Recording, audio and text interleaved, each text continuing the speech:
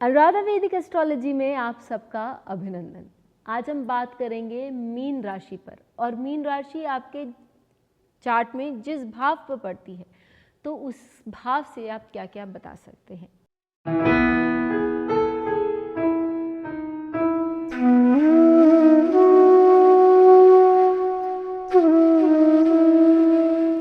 लेकिन उससे पहले आप सबका धन्यवाद कि आपने हमारे यूट्यूब और स्पॉटिफाई चैनल्स को लाइक शेयर सब्सक्राइब किया।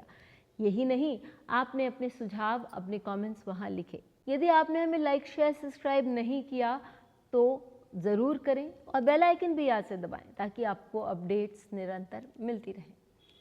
चलिए मीन राशि पर बात करते हैं। कालपुरुष कुंडली की सबसे लास्ट वाली राशि है और यहाँ ये एक वाटर राशि है। यदि हम देखें कि इसका चिन्ह, तो वो दो मछलियाँ हैं जो एक दूसरे की पूंछ पकड़ने में पीछे हैं। तो हम ये बता सकते हैं कि ऐसे लोगों के मन में एक अंतर्द्वंद चलता रहता है कि क्या मैं अध्यात्म की ओर जाऊं या मैं खर्चा करूं, मैं व्यावसायिक जीवन जीऊं या मैं भौतिक जीवन जीऊं और सांसारिकता में बहुत अच्छे से रम जाऊं। तो ये जो उनके मन में आंतरिक द्वंद है, ये इस चिन्ह से हमें मालूम पड़ता है। दूसरा, ये जल तत्व की राशि है। तो ऐसे लोग जो होते हैं उनके जीवन में बहुत फ्लूइडिटी, चेंजेस बहुत आते हैं और ये लोग जो हैं इनके अंदर बहुत सारे सीक्रेट्स ये मेंटेन करके चलते हैं। क्यों? क्योंकि जल जो है वो अपने अंदर बहुत कुछ समा सकता है और उसमें बहुत सारी चीज़ें नीचे इसके थल में जमी हुई होती है। तो आपका यदि आपकी मदर, यानी कि आपके लिए ये 4th हाउस हुआ, तो आपकी मदर जो है वो उनके लाइफ में चेंजेस, अपहीवल्स तो आएंगी और वो समय के साथ परिवर्तन भी एक्सेप्ट करती हैं क्योंकि वो जल है जो निरंतर बदलता रहता है। लेकिन उनमें ये आदत है कि वो बहुत कुछ अपने अंदर समा के रख सकती हैं। लोगों को, जिसको हम कहते हैं कि इनके पेट में बहुत सारी बातें समा सकती हैं, तो वैसे लोग होते हैं। दूसरा, ये द्विस्वभाव राशियों में से एक है। तो द्विस्वभाव राशियों का जो स्वभाव होता है वो परिवर्तन का स्वभाव होता है, जहाँ जैसा देश वैसा भेष।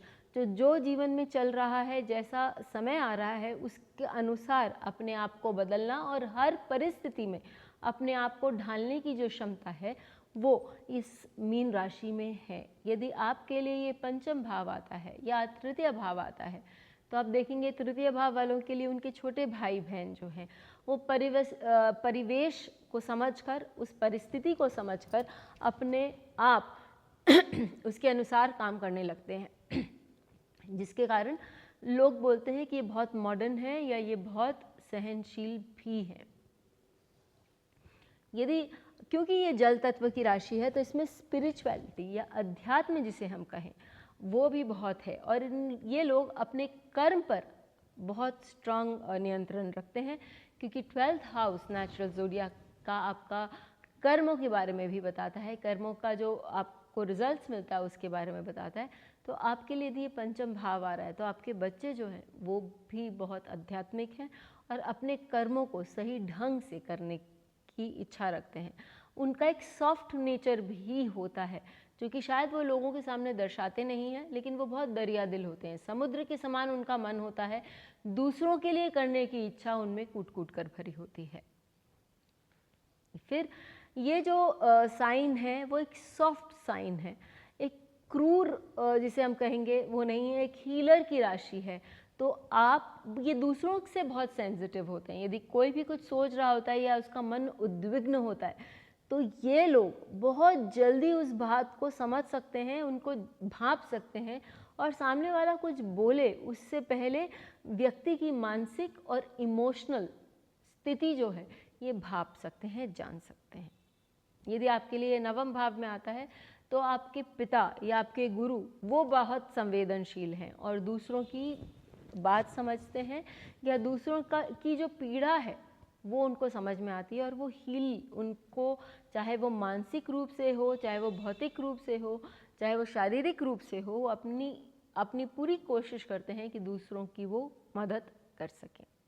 मीन राशि वाले लोग जो होते हैं वो बहुत इमेजिनेटिव होते हैं और वो बहुत आर्टिस्टिक प्रवृत्ति के लोग होते हैं। उनको ठहराव जीवन में बहुत कहीं पसंद नहीं है। वो अपने अपने ही गति से चलते जाते हैं और वो दूसरों के लिए भी नहीं ठहरते।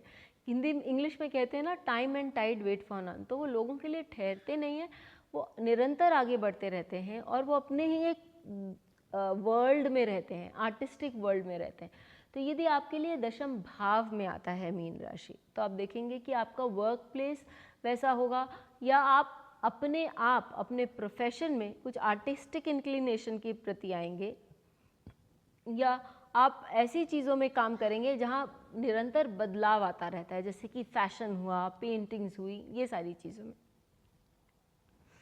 फिर मीन राशि क्योंकि जल राशि है और बाकी सब तत्वों के बारे में जैसे मैंने डिस्कस किया, तो ये लोग जो हैं इनको एकदम पसंद नहीं है कि कोई दूसरों पर नुक्ताचीनी की जाए या दूसरों की खामखा गलतियां निकाली जाए या क्रिटिसाइज़ किया जाए। तो इन लोगों को, क्योंकि ये बहुत संवेदनशील है, ना ये खुद ऐसा काम करते हैं, ना ये दूसरों के बारे में कुछ बुरा सुनना चाहते हैं या आलोचना करने बैठते हैं। ये हमेशा पॉजिटिव साइड ऑफ थिंग्स देखना चाहते हैं और आध्यात्मिक ढंग से जीवन को जीना चाहते हैं।